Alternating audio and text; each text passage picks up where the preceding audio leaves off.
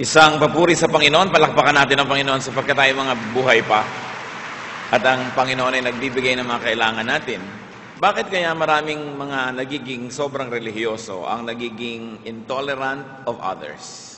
Hindi na nila pwedeng pakisamahan, hindi na sila nakikisalamuha, lumalayo sila at nagkokondena sa mga ibang taong may ibang pananalig.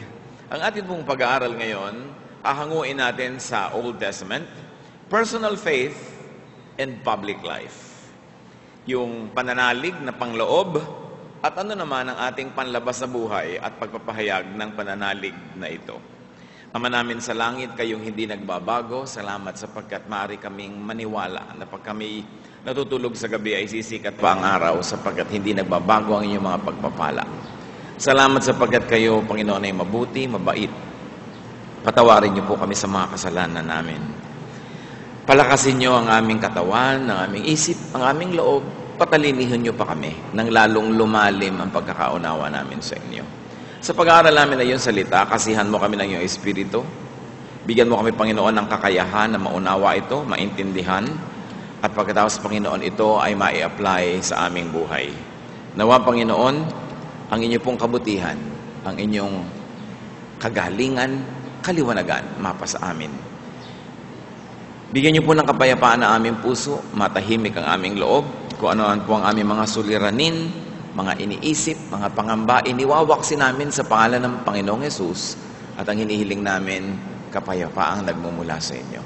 Kapayapaan na magbibigay sa amin, Lord, ng katahimikan para magbigay kami sa inyo ng atensyon, na walang aagaw ng aming pansin, ng aming iniisip, kundi ang inyong kamakapangyarihang salita at nawa ang inyong pong kabutihan maging totoo sa amin at kami man maging mabuti sa aming kapwa.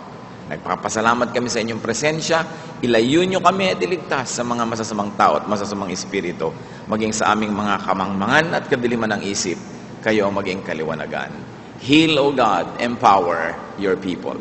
In the name of Jesus Christ, our Lord, your Son, we pray. Personal faith and public life. Ang ating pong pagtutunan ng pansin, ang kasaysayan ni Naaman, isa po siyang general sa isang bansa sa labas ng Israel. At ang bansang ito ay may ibang Diyos, hindi katulad ng Diyos sa Israel. Sumalit itong general na ito ay talagang mayroong karamdaman. Meron siyang leprosy. At napayuhan siya ng isang dalagitang Israelita na pumunta at sumangguni sa propetang si Elisha. At matapos ang maraming mga kaskwento, to make it short, siya'y gumaling. Pinayuhan siya ng propeta na ilubog ang kanyang sarili 7 beses sa ilog ng Jordan. At nung ito'y kanyang buong pakumbabang sinunod, siya ay gumaling. So Naaman was a foreigner, but he was cured of leprosy by the power of the God of Israel, though he belonged to a country that worshiped another God. 2 Kings 5:15-16. Then Naaman and all his descendants went back to the man of God. He stood before him and said, "Now I know that there is no God in all the world except in Israel. Please accept now a gift from your servant." The prophet answered, "As surely as the Lord lives, whom I serve, I will not accept a thing."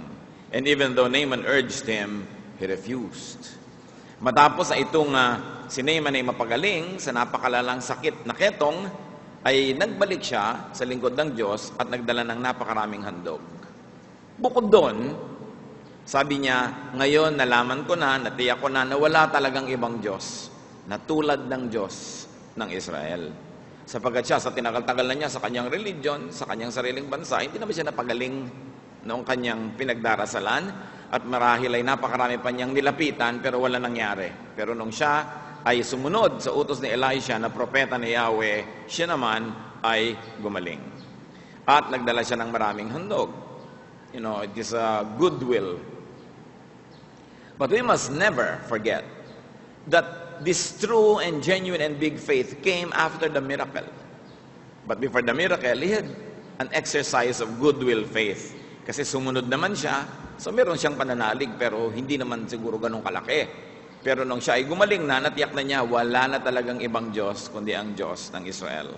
So Naaman acknowledged the God of Israel. And he wanted to give gifts to the prophet as a symbol, as a token of his gratitude. And it was a natural reaction that you received a favor, now you wanted to give a gift to the man of God.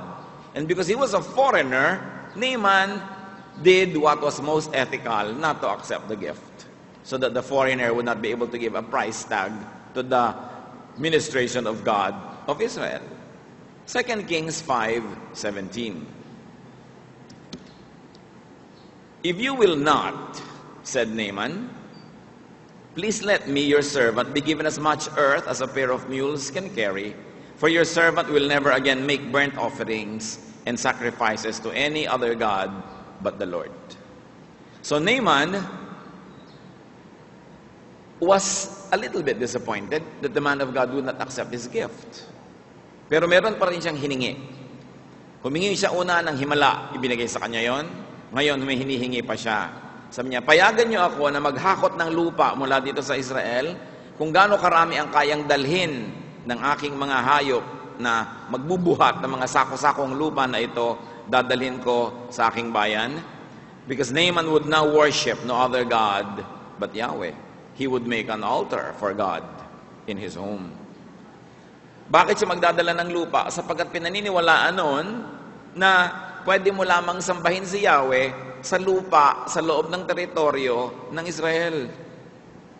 Sapagkat ang bayan niya ay nasa labas ng boundary ng Israel, gagawin niya, magdadala siya ng lupa from Israel, technically parang to transport a piece of Israel into his home. Parang may kaprasong Pilipinas sa Riyadh, yung Philippine Embassy. May kaprasong Pilipinas sa Washington, D.C. May kaprasong Pilipinas sa lahat ng bahagi ng mundo na meron tayong embassy. So gagawin niyang embassy ng Diyos ng Israel, yung lupa na daladala niya. At mula sa lupa na yung gagawa siya ng altar, doon siya maghahain, doon siya tutungtong sa lupang yon para inaari na niya ang sarili niya na isang Israelita sa pananalig. Ganon kalubos ang kanyang pananalig dito kay Yahweh. In the olden days, people believed that the gods had territories. Kaya sabi, huwag kang tatawid sa ilog na ito, huwag kang pupunta doon sa kabila. Kasi iniisip nila, yung glorious presence of God and their God, the various tribes, was only within the territory. Kaya ang mga Israelites nga, nung sila ay mga exile sa Babylon, they wouldn't sing the Lord's song. Ang mga instruments nila, pinagsasabit lang nila at hindi nila ginagamit. Sabi nila, how can we sing the Lord's song in a strange land? Merong concept of territory. At ito, yung nagbunsod dito kay Naaman na humingi ng lupa. Pero ang mahalaga dito, yung kanya pong desisyon na mula ngayon, ituturing ko ang Diyos ng Israel na siya kong Diyos, sa kanya ako sasamba. Nagkaroon siya ng transformation. In fact, nagkaroon siya ng conversion. Pero itong si Naaman ay malaking opisyal sa kanyang bayan. Malapit sa kanyang hari. Siya ang kasama ng hari sa lahat halos ng lakad. Ang hari na ito ay number 1 na sumasamba doon sa Diyos ng kanilang bayan. Ano ngayon ang gagawin niya? 2 Kings 5:18. But may the Lord forgive your servant for this one thing. When my master enters the temple of Rimmon to bow down, and he is leaning on my arm, and I bow there also. When I bow down in the temple of Rimmon, may the Lord forgive your servant for this. Alam nitong si Naaman na may bago na siyang pananalig, sumasamba na siya sa Diyos ng Israel, pero alam din niya ang kanyang realidad. Na siya isang opisyal sa kanilang bayan, ang hari ito yung pumupunta sa templo, siya ang umaakay dahil may edad na, at pag nagpapatira pa o yumuyuko o lumuluhod ang hari ito sa harap ng Diyos ng bayan nila, natural kasama siyang yumuyuko dahil siya ang nag-aalalay dito sa hari. Sabi niya, bagamat nananalig na ako sa Diyos ng Israel, naway patawarin ako ng Diyos ng Israel kung sa pagganap ko ng aking mga tungkulin, ako naman ay maobliga na pumasok sa templo at yumuko din doon dahil ako talaga ang alalay ng hari. So he was going to bow to another god. It was considered inappropriate, but he was mindful of his public duties, his public life, and his realities. So Naaman sought forgiveness in advance for doing his official duties that might be perceived as contradictory to his newfound faith. He sought forgiveness for outwardly bowing in the temple of Rimmon, though in his heart, he was a worshiper of Yahweh. Itong si Rimmon, also known as Hadad, is the chief god of the Syrians. because this Naaman was a Syrian and he was serving the Syrian king. Naaman knew that there was a conflict between personal faith and public duty or public life. Ano ang sagot ng propeta nung sinabi ni Naaman, patawarin nawa ako ng Diyos kung sa pagganap ko ng mga tungkulin ko, ako ay maobliga na pumasok sa templo at lumuhod pa man din doon kasama nung hari na aking pinaglilingkuran. 2 Kings 5:19, anong sabi ng propeta? Go in peace, Elisha said. In other words, all right, we understand it. God understands that. So Elisha gave his blessing to Naaman. In effect, Elisha gave God's blessing. It was Naaman's public duty. It was his job to be in Syria. That was his country. We must take note, brothers and sisters, that Naaman was allowed and given blessing to practice his faith in private. Sige, magdala ka ng lupa, gumawa ka ng personal na altar, hindi yan na magiging dambana ng inyong bayan, ng inyong community, ng inyong barangay, ilalagay mo lang yan sa iyong bahay o sa likod bahay, it was going to be a private exercise of faith. Naaman was given this blessing to practice his faith in private and to perform his civic duties in spite of his inner faith. Pinayagan siya na may pangloob siyang pananalig at may panlabas siyang mga tungkulin na dapat niyang gampanan. He was not asked by this very strict prophet to resign his post. He was not asked to abandon his civic duties and to engage or criticize other people's faith. Hindi sinabi sa kanya ng propeta, pumunta ka doon sa bayan niyo, wasakin mo lahat, ang mga Diyos-Diyosan doon, martilyuhin mo, gibain mo, sunugin mo. Hindi na inutos sa kanya. Hindi sinabi sa kanya na, sige, i-criticize mo ang lahat, tuligsain mo, huwag kang makikiayon sa kanila, huwag kang sasama sa kanilang mga gawain, huwag kang attend ng mga social gatherings, huwag kang makikisama. Hindi na sinabi ng propetang Elisha, bagamat itong si Elisha, mahigpit ha. Pero alam niya ang realidad ng taong ito. Sabi niya, go in peace. Bukod sa pagbibigay ng blessing, meron pa kasamang peace. Sabi niya, huwag mo nang isipin, huwag mong problemahin. Malaki ang utak ng Diyos na uunawa niya ang iyong kalagayan. Kumisan may mga nagtatanong, Pastor, pwede po ba ang mga Kristiyano na mag-run for councilor, mayor, governor, senator, congressman, president, vice president? And I say, why not? Mabuti nga ang mga Kristiyano malagay sa public office. Paano po yan? Mako-compromise sila. Kasi marami ang politics. Sabi ko, kapatid, we're only voting for a president, not for a saint. Natural, mako-compromise sila. Pero yung Kristiyanong na-compromise, na 80% na lang natin niyang kalinisan, kaysa doon sa mga nakaupo na 0.1% ang kalinisan. Mabuti na yung 80, di ba? Sa ikabubuti ng bayan. Yun na yung naging sakripisyo ng opisyal. Bahala na lang siya makipag-ayos sa Diyos. Pero ikabubuti ng bayan at ikabubuti lalo ng mga mananampalataya na merong mga mananampalatayang nanunungkulan. Kasi mababawasan ang karumihan, hindi naman talaga matatanggal yan 100%. Bakit may Kristiyano ba na 100% malinis kahit wala siya sa politics? Yung pagiging realistic mo, makatotohanan ng paggagap mo at pagkapa sa katotohanan. Ito yung nakita natin dito. Hindi siya hininga ng imposibleng demand na mag-resign ka, huwag ka nang pupunta doon. Sabi, sige, exercise it in private. God knows. God knows your heart. And that kailangan kang makisalamuha, kailangan kang makipagmabutihan sa mga tao sa paligid. No? Kaya makikita natin na this believer was allowed to keep his public office even though that country was not a believer of God. What can we do about this story? At ano ang kabuluhan nito sa ating buhay ngayon? Isa sa mahalagang lesson ito, internalize your faith and keep it internal. Keep it personal. Especially when civic and professional duties require it to be so. You don't have to wear your faith in your sleeves. May mga panahon na dapat medyo tahimik ka, hindi ka na lang laging nag-evangelize, bagamat magandang mag-evangelize. May panahon din yan, sabi ni Solomon, for everything there is a season and a time for every matter under heaven. Hindi na lang lahat tinutuligsa mo, kahit saan ka pumunta, kala mo ka kung sinong propeta. Itinutuwid ang lahat ng kamalian ng kapwa na akala mo siya talagang matuwid na nga. Itong si Daniel, isa sa mga talagang masidhi sa pagiging makadiyos. Isa siya sa mga kinikilalang kabataan sa kanilang bayan, pero sinakop ng Babylon ang Israel. Hinakot lahat ng mga anak ng mayayaman, dinala sa Babylon. Para turuan doon ng Babylonian culture, Babylonian language, so that when once trained, they'll go back to their own countries to rule in the name of Babylon, no longer in the name of their country. Kasi yung isip nila pinapalitan. Yung mga scholars na to, isa doon si Daniel, na propeta rin. At nung ipinagbawal ng Babylon ang pagsamba, pagdarasal sa ibang mga dadasalan, liban na lang doon sa hari, hindi naman yun publicly sinuway ni Daniel. Pero patuloy siyang nanalangin ng matahimik. Daniel 6:10. In Babylon, Daniel went home to his upstairs room where the windows opened toward Jerusalem. 3 times a day he got down on his knees and prayed, giving thanks to his God, just as he had done before. Kung itong si Naaman kukuha ng lupa mula sa Israel, dadalhin sa kanyang kinalalagyan, walang nadalang ganun si Daniel. So ang ginagawa na lang niya, binubuksan niya yung bintanang nakaharap sa Jerusalem, and in a much higher and abstract way, transport himself spiritually to the land of his God. At nananalangin siya. It was a private and personal practice.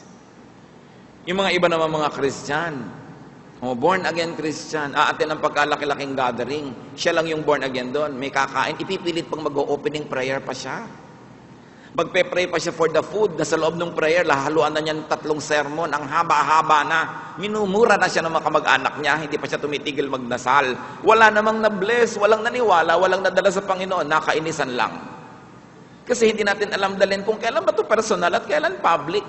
Akala natin laging tuwang-tuwa ang Diyos na i-impose mo yung pananalig mo, i-impose mo yung paraan mo sa mga kamag-anak mong ayaw naman. Maaring pagbigyan ka, maaring pagpasensyahan ka, pero lumalayo lalo ang loob. It doesn't win anybody for Christ. Itong sobrang you are burning in the faith that you really consume everybody around you. Dapat nating ilagay sa lugar ang ating mga pananalig. Kuminsan kasi pinaniniwala tayo ng mga preacher at sa pulpito na kahit saan na lang dapat pagbuka ng bibig mo talagang umuulan ng apoy. Hinuhusgahan ang mga masama at wala nang ginawa kundi i-convert ang lahat. These types of people never win people for Christ. Nakakainisan lang. So what did Daniel do? He deferred to the local. Yung kung ano yung setting, kung ano yung nangyayari.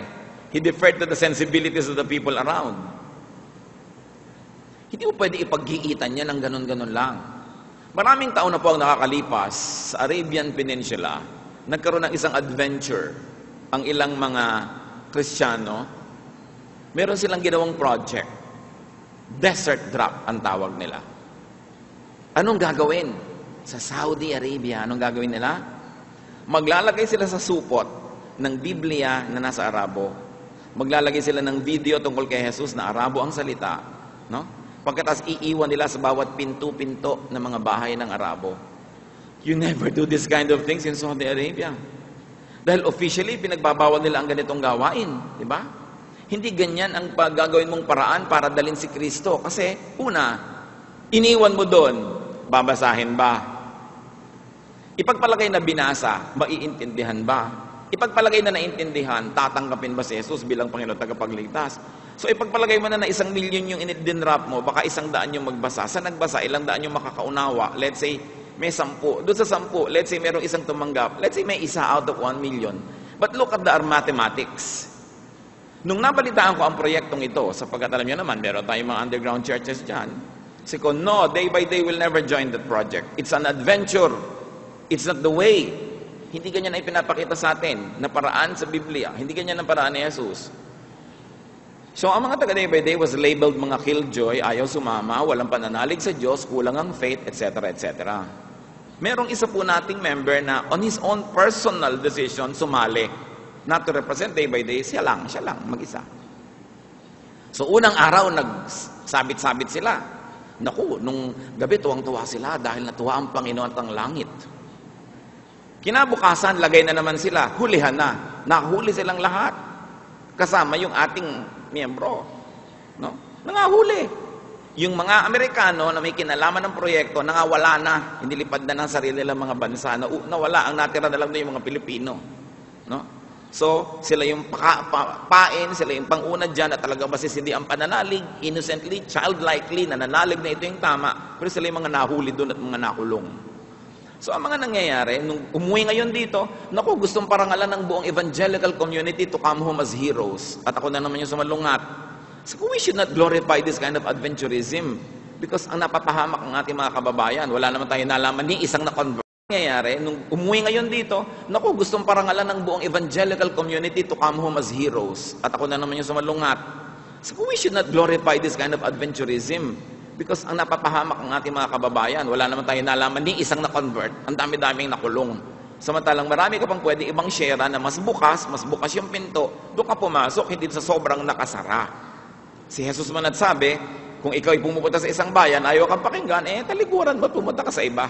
Huwag mo silang pilitin. Pero ang nangyari dito, maraming napahamak. What is important here is to share your faith when it is auspicious, when it is good to do so, but be silent when it's not. May panahon ang lahat ng bagay. Ang sabi ng Panginoong Hesus sa Matthew 10:14, if someone won't welcome you or listen to your message, leave their home or town. Period. Ayaw, huwag pilitin. Ipanalangin, balikan kung maganda na uli ang panahon at klima at medyo bukas, pero kung ayaw, huwag pilitin. Hindi katulad ng napakarami mga born-again Christians, iniiwasan na nga, hinahabol pa yung tao. Ayaw na ngang pakinggan, lumalayo na nga yung mga tao, pinagpipilitan pa at consider niya ang sarili niya martyr of God. Pagka hindi siya nagustuhan, sabihin, I am being persecuted. Hindi persecution yan for righteousness. You're being persecuted because of a style na nakakainis. Kaya dapat na tayong mag-mature sa ganung uri ng mga approaches. And you need not quarrel with people whose faith or religious practice differs from yours. Makikipag-away ka doon sa mga iba ang pananalig. Ba't yung ba mga born-again Christian, nagkakasundo ba rin lahat? Di rin naman, nag-aaway-away din.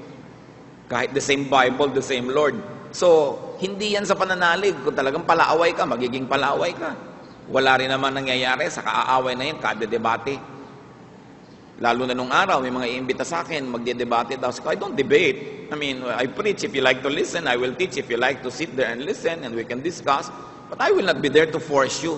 Wala namang nananalo sa debate, Paano may mananalo? Ang goal nyo ay manalo. Ang goal din ng kabila, manalo. Magbibigay ba yon? Mag-aaway lang kayo. Hindi mabuti.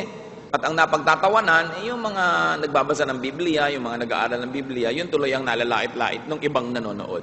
You become sport to people. Itong isang babaeng nagbubukas ng away sa John 4:20-21, the so-called woman at the well, sabi niya sa Panginoon, kasi humahamo siya ng babag, our fathers worship on this mountain, yun daw bundok nila, but you Jews claim that the place where you must worship is in Jerusalem. So naghahamon to ng debate. Sabi, dito sa bundok na to, dito kami sumasamba. Kayo, sa Jerusalem kayo sumasamba. Magkaiba tayo ng bundok. Nag-aagawan talaga yung dalawang lahi na to, Samaritans at saka yung mga Jews, kung saan talaga nandun yung Diyos. Verse 21, Jesus declared, believe me, woman, a time is coming when you will worship the Father neither on this mountain nor in Jerusalem. Hindi niya pinatulan. Sabi ng Panginoon, alam mo, darating ang panahon, sasamba ka, hindi dito. Pero hindi rin doon sa amin. Because God will seek worshipers who worship Him in spirit and truth. In other words, the Lord was saying, hindi kita aawayin dyan, hindi kita pagpipilitan yung Jerusalem kung ayaw mo. Hindi naman din talaga doon sabi niya. So huwag nating pag-awayan ang ganyang mga bagay. Another thing we can learn from the story of Naaman is be faithful to your God, but respect other people's religious convictions. Hindi compromise ang tawag doon. Hindi yun pakikipagmabutihan sa masama.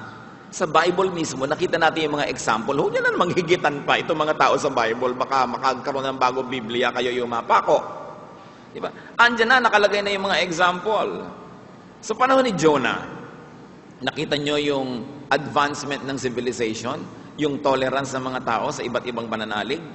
Nung si Jonah ay sumakay sa barko, papalayo sa misyon na ibinigay sa kanya ng Diyos, nagpadala ang Diyos ng bagyo. At sa kalagitnaan ng dagat, siniklot-siklot ng alon ng barkong itong halos ikalubog na nito at nagkagiba-giba na yung kanyang mga parts. Kaya inisip ng mga nakalagay, mga pasahero, merong religious reason ito. Merong Diyos na nagpapabagyo. Kasi hindi naman panahon ng bagyo, ano tong nangyari? Kakaiba ang bagyo. Kaya sa Jonah 1:5, all the sailors were afraid and each cried out to his own God. Nagkani-kanya sila ng tawag. O sige, tawag ka sa Diyos mo, tawag ako sa Diyos ko. Walang away-away. Pero alam naman natin na yung Diyos ni Jonah ang nagpahupa ng bagyo kasi yun ang nagpadala eh. Jonah 1:6. Nung makita ng kapitan na si Jonah ay tulog na tulog dun sa isang bahagi ng barko sa kabila ng bagyo na ito, the captain went to him and said, "How can you sleep? Get up and call on your God. Maybe He will take notice of us and we will not perish." So yung kapitan obviously wasn't a believer of the God of Jonah, pero sabi, tumawag ka sa Diyos mo, baka naman tayo pansinin at lahat tayo maligtas. Ganun kabukas yung mga isip nila. Hindi sila nag-away-away dahil dyan. So do not needlessly antagonize and contradict your relatives, your friends, and your colleagues just because you have found it. Dahil lang Eureka, I found it. Everybody else is going to hell and I'm the only one going to heaven. Kahit ka pa nakagkaroon ng spiritual experience, nagkaroon ka rin ng renewal, na born again ka, ano man ang tawag doon, huwag ka makipag-away sa mga tao. Lalong-lalo na gusto mo silang madala sa Panginoon, ilalayo mo lang sila. Lalo. And if you're a public servant, do your civic and public duties, internalizing your faith. Tanong na naman sa akin ng iba, Pastor, paano po kayong mga Kristiyanong mga nagra-run for public office, mga kandidato ay nanalo? Paano yun? E di makikisama sila sa mga iba yung relihiyon? So, siyempre naman, they will become mayor, governor, or president of every Filipino, not only of the born-again Christian. Alam nga namang hindi niya isipin na sakop niya rin yung mga yun at dapat din niyang alagaan at dapat din siyang pumunta sa kanilang mga event. At yun ang dahilan ng marami kaya hindi sila bumoboto ng kapwa Kristiyano. And look what we have. Siyempre, hindi naman guarantee na kung mo Kristiyano, magiging mahusay na nga yan sa public office. Hindi naman guarantee yun, di ba? Pero may malaking pagkakataon kaysa doon sa iba na makikipagsapalaran ka doon sa iba. Kung ating pag-aaralan ng Biblia, mga kapatid, the Bible has various and variant examples of styles and expressions of faith. Akala nyo ba sa loob ng Biblia ay laging to the point ang pagkakasundo-sundo ng lahat dyan? Hindi rin. Pero hindi ibig sabihin inconsistent yung Bible. Hindi ibig sabihin may mali. Ibig sabihin lang, ang katotohanan ay hindi lang isang tuldok, kumisan maraming tuldok na sunod-sunod, that from one end to the other, kahit saan ka tumungtong doon, biblical ka pa rin. Kaya hindi ka dapat makipagpatayan. Halimbawa, may mga verses na nagsasabi, baptism should be immersion. Meron talaga. Meron naman mga verses na pagka sinuri mo talaga, ang nangyari ay pouring. Meron pa nga, sprinkling. May verse ding ilalabas. So from ambon-ambon, hamog-hamog, wisik-wisik na sprinkling, to lubog na immersion, may biblical basis. So ba't ngayon magpapatayan yung mga baptism na for immersion, for sprinkling, or pouring? Eh lahat naman may hawak na verse. Eh di ko anong gawin gusto mo doon ka. Dahil pare-pareho namang biblical. Ibig sabihin, from one point to the other, all in between, biblical pa rin yan. Huwag mong i-demonize. Ngayon, sumali ka sa isang church na ang stand ng church na yun, immersion, magpa-immerse ka. Gusto mo pala sprinkling, sumali ka sa ibang church sa sprinkling para hindi magulo. Alam nga namang sasali-sali ka, tas ikaw ang gusto mong masunod at yung gusto mo ang makapangyari. Meron naman mga nag-e-exist dyan na yung pinapahayag na nila tinuturo, yun ang gusto mo rin. Didung ka, kaya lang hindi ka naman makakahanap ng lahat ng gusto mo nandun. Dahil, siyempre, iba-iba. Kaya ang nangyayari, kung 70-80% kang happy sa isang congregation, hayaan mo na yung 20%. Nahimik ka na dyan. Diba? Hindi ka makakakita ng 100%. Wala ka nang gagawin, kundi maglipat-lipat dyan at magpagulong-gulong. Kaya hindi matatahimik ang iyong buhay. Halimbawa, si Jesus, anong stand niya sa women? Si Mary, nakaupo kasama ng mga men, ayaw pumunta sa kusina. Sabi ng ate, papuntahin sa kusina yan, babae eh. Sabi ni Lord, no, she will stay here. That's her choice. So, welcome kay Jesus, yung mga babae, to train with the men to become disciples. Eh si Paul, sabi niya, I prohibit women to speak in church. Kaya may mga churches na yung mga babae, ayan, gano'n ang role. May mga churches na yung role, mga babae, maraming roles. Pero mula dito at hanggang dito, pare-parehong may biblical basis and everybody in between. Hindi pwedeng sabihin ito, masama yung kabila, sabihin ito, masama yung kabila. Pareho lang silang biblical eh. This is one point where the truth is not just one dot, but a line, and every dot in that line is biblical. Therefore, it is safe. Ano na ngayon ang magiging basis mo para piliin? Yun na lang style mo. Talagang sa kaloob-looban ng puso mo, gusto mo yung mga babae, secondary role, mga nasa background, doon ka doon sa babae, hindi nagsasalita. Pero ikaw isang babaeng naniniwala talaga sa women's power, empowered ka naman ni Jesus, doon ka doon sa mga churches na yung babae, binibigyan ng power. Kumbaga, cultural reason na ngayon. Kasi pareho lang naman na biblical yan. Halimbawa, noong panahon sa Book of Acts, may mga mananampalataya na ipinagpipilitan, all the men must be circumcised. Kahit hindi sila Jew, kahit sila Greek, kahit sila Gentile, naging Christian sila, dapat may circumcised. Must sa kanila yon na sundin si Moses. Kay Paul naman, sabi niya, pwede na ang circumcision of the heart. Hindi na kailangan gawin pa sa matatandang lalaki na i-circumcise sila uli because they will now have a spiritual circumcision of the heart. So between this and that, parehong biblical. Bakit na kayo makikipagpatayan samantalang pareho lang naman na biblical kayo? Kaya niluluwagan natin ang ating isip. Nagiging maluwag din tayo sa kapwa, hindi ibig sabihin nun, compromiser ka na. Biblical ka pa rin eh. Many believers, for instance, love speaking in tongues. Ang daming ganong instances sa Bible. Si Paul naman, halos ipagbawal niya yan. Sabi niya, kailangan, number 1, may magta-translate, may magbibigyan ng interpretation. Kailangan isa-isa, at sa isang okasyon, mga hanggang 3 lang ang magtatangs. Hindi na pwedeng more than 3. Yun ang pinagbabasihan ng mga ibang kontra sa speaking in tongues. Yun namang mahilig, meron ding tutungtungan. So, saan ka ngayon pupunta? Dito sa church na kung yung stand niya, yun ang stand mo. Pero sumali ka sa isang church na hindi yun ina-emphasize, tapos ikaw dyan pinagpipilitan mo, nasa maling lugar ka. Kaya ilalagay mo ang sarili mo sa lugar. Si Gideon, inutusan, gibain mo ang lahat ng Diyos-Diyosan sa inyong bayan. Si Naaman, pinayagan na samahan yung hari at lumuhod pa doon sa loob ng templo. So, between the two is a lot of places to position yourself. Ngayon, kung hindi naman ikaw yung inutusan ng Diyos, nagibain mo lahat yung mga puon-puonan sa inyong bayan, tapos gagawin mo, di nagalit sa lahat ng kamag-anak mo. Marami na akong kilalang naging ganyan. Born again, nakakita ng verses, nagibain yun. Akala niya siya si Gideon. Hindi naman kanya, sa lola nila yon, bigla nila niyang pinalakol, bigla niyang sinunog, yung groto biglang winartilyo, tanghali pa noon, marami nagdadaan. Anong isipin ng mga tao na pinasuka ka naman sa mga espiritu? Natural.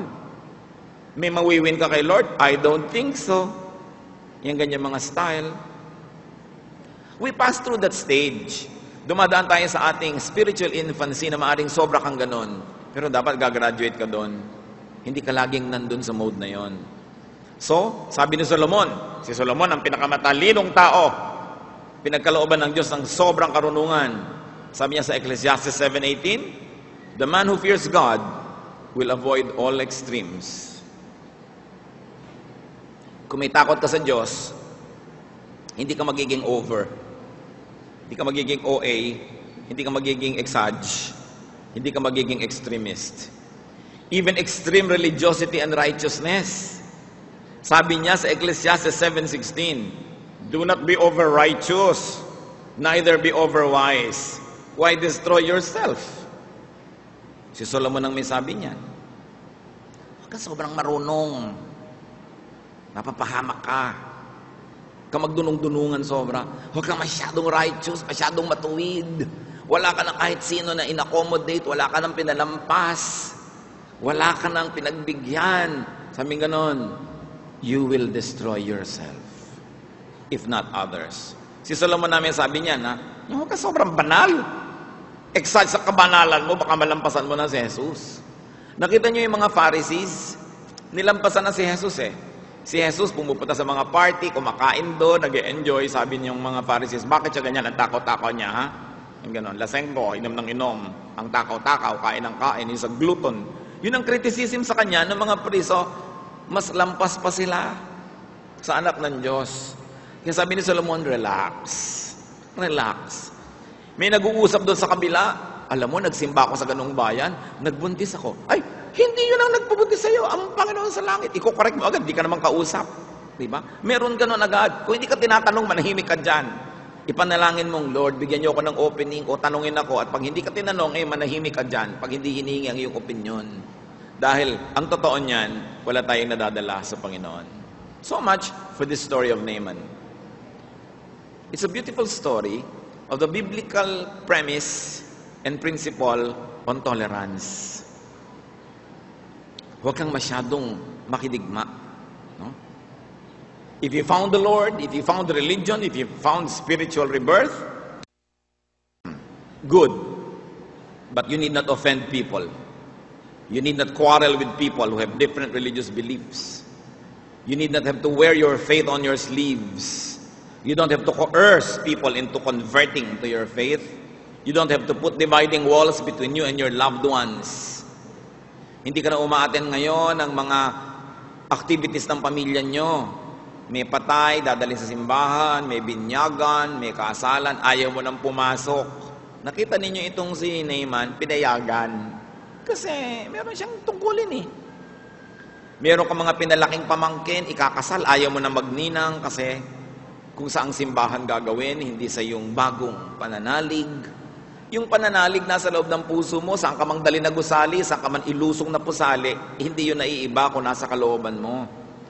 At kung meron kang pagkakataon, ay share mo yan sa magandang paraan. At kung hindi maganda yung panahon, mananahimik ka, patuloy kang makikisalamuha, makikihalubilo, dahil we are salt of the earth. Ano bang ibig sabihin ng salt of the earth? Yung asin, umaalis yun sa lalagyan para maging asin.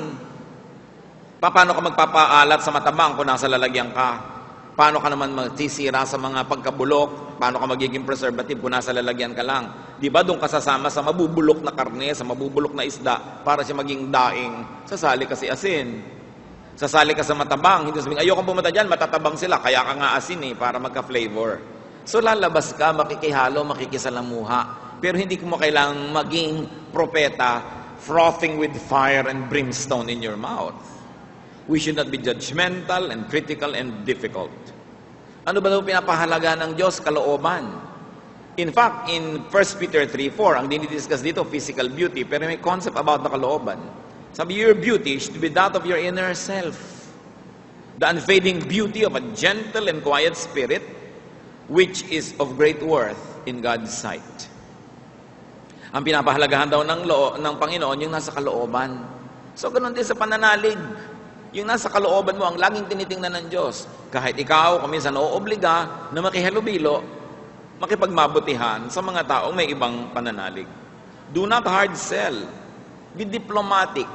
Jesus was very diplomatic. Isang beses lang siyang nagalit, no? Yung sa temple. At talaga namang dapat ikagalit yon. Pero in other ways, he was very gentle, was very kind. He would answer questions.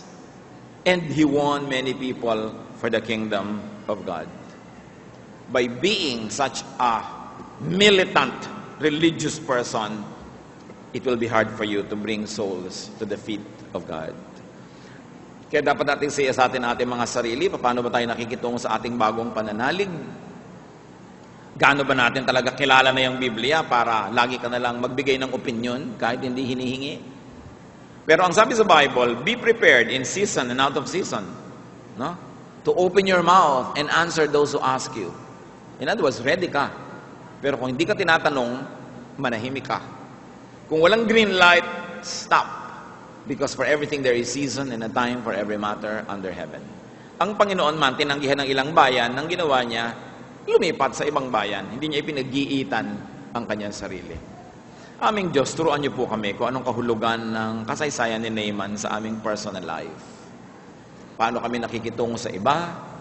Paano kami nakikitungo din doon sa mga sobrang mga militant na mga kapatid namin? How do we moderate our faith that it can be loving and caring and diplomatic and effective and fruitful? Sa makasaysayang ito, Panginoon, ituwid niyo po kami, patawarin niyo kami kung meron kami mga sobrang mga energies na nakaka-turn off na sa iba, na dahil sa aming style, sa halip na magdala kami ng kaluluwa sa impanan, lalong nagtataboy kami.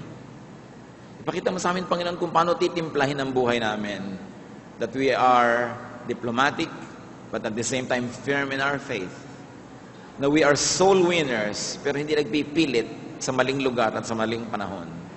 Ituro mo sa amin ang mga dapat namin gawin, at kung paano kami makikisalamuha sa mga taong may mga ibang opinion. Magbulay-bulay tayo mga kapatid. Pag-isipan natin itong mahalagang bagay na ito. We are commanded by the Lord to bring souls to Him. So it is our method, our methodology that will really count.